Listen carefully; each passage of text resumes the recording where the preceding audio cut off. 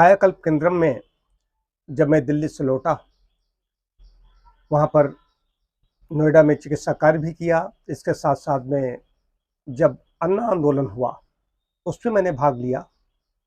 उसके बाद में वहाँ से ही राजनीतिक पार्टी बन गई। मैं घुस तो गया था उस आंदोलन में अच्छी तरीके से, लेकिन बाद में मैं दूसरी बार मैंने उस आंदोलन में जो अनशन हुए नहीं सम्मिलित हुआ, थोड़ी देर रुक करके चला आया। जिनको राजनीति करनी थी वे लोग उधर चले गए और मैं धीरे धीरे इधर आ गया, क्योंकि मेरा मानना था कि कानून बना देने से या सिर्फ काम नहीं होगा, राजनीति से कल्याण नहीं होगा, राजनीति से विश्व का कल्याण नहीं हो सकता। उससे पहले आती है ब्रह्मनीति। ब्रह्मनीति के द्वारा काम हो सकता है। कानून से आवश्यकता है अच्छे नागरिक बनाए जाएं, अच्छे नागरिक पैदा किए जाएं। अच्छे नागरिक पैदा कैसे होंगे? गर्भाधान काल है, गर्भकाल की स्वास्थ्य नीति है, उसके बाद में शैशव अवस्था है।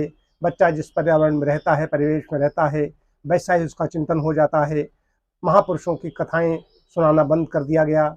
माताएं जो अपने बच्चों को पास में लिटा करके सोते समय कहानियाँ सुनाती थी महापुरुषों की, तो उसमें वो अपने को नायक की भूमिका में देखता था। वो भी बड़ा होकर के वैसा ही बनना चाहता था।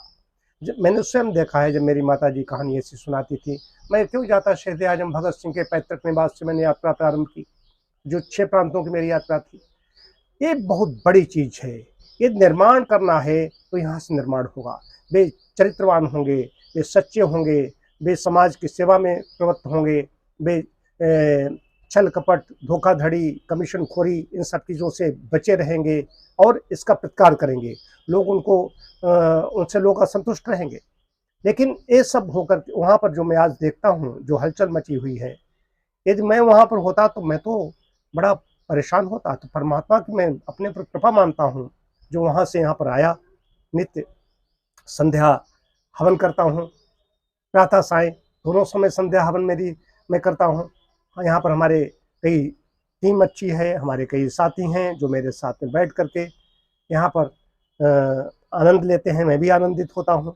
जो संध्या हवन करने में आनंद आता है, जो चिकित्सा कार्य में आनंद आता है, यहाँ शास्त्रों का अध्ययन करता हूँ, इसमें जो मुझे आनंद आता है, वो आनंद उसमें नहीं है। वहाँ पर बड़ा ही राग और द्वेष है, बड़े खतरे हैं।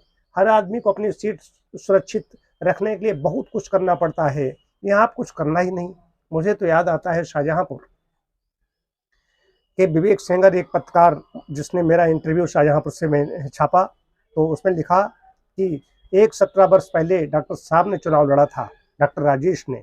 है कोई उन्हें हरा दे, उनकी उस सीट से उन्हें हटा दे इस तरीके से, तो ये परमात्मा की कृपा नहीं तो क्या है? नहीं तो मैं भी वहाँ दलदल में फंस जाता। कैसे बच गया? हमारे माता पिता का आशीष और परमात्मा की कृपा, कई हमारे शुभचिंतक जो हमारे मार्गदर्शक, जिन्होंने भी कहा कि ये तुम्हारा निर्णय बहुत अच्छा है, उधर वहाँ मत जाना। हमसे कहा गया था कि राजा बुंदेला गिरफ्तारी दे रहे हैं, आप भी गिरफ्तारी दे दो। जब दूसरा आंदोलन बार में गए हैं तो हमने कहा मैं देश की सेवा अपने ढंग से करूँगा। मेरे गुरुजी ने ये बात कही थी, जो प्राकृतिक चिकित्सा के गुरुजी मेरे थे, उन्होंने कहा था कि तुम अब नेता बनो तो स्वास्थ्य के नेता बनो, स्वस्थ रहो और स्वास्थ्य दो, इससे बड़ी कोई बात नहीं होगी। और ये मुझे आज मैं उसको समझ रहा हूँ। उस समय जो बातें समझ नहीं आती थी, मान तो लिया, लेकिन आज जो मैं आनंदित हूँ।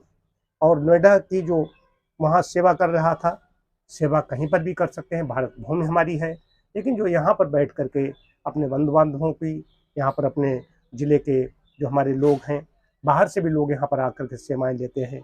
लेकिन इस परिसर में जब रहता हूँ, ये सिद्ध स्थान हो चुका है, यहाँ पर मुझे बहुत आनंद आता है।